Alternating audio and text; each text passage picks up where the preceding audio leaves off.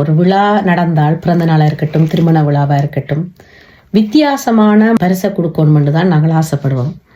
இப்போ நிறைய பரிசுகள் நாங்கள் கொடுத்து பழகி போயிட்டுது.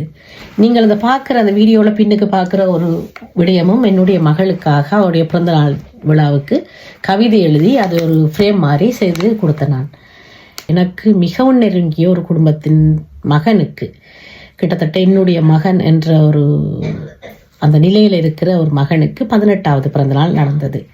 வீட்டில் ஒரு சின்ன விழாவைத்தான் அவர்கள் கொண்டாடினவ. பணம் தான் எல்லாரும் கொடுக்கறது, அதே போல் நானும் பணத்தை கொடுத்துட்டு வர்றதா போனால் அவ புகைப்படக்காரரையோ வீடியோக்காரரையோ யாரையுமே அவ பிடிக்கல. சின்னதாக 3 குடும்பம் 4 குடும்பத்தோட வீட்டில் வச்சு கேக் வெட்டினது. அவர் ஒரு நடிகர் விஜய்னா பெரிய ரசிகன் வேற. அப்போ அதற்காக அவருடைய அக்கா விஜய் படங்கள் போட்ட கேக்கை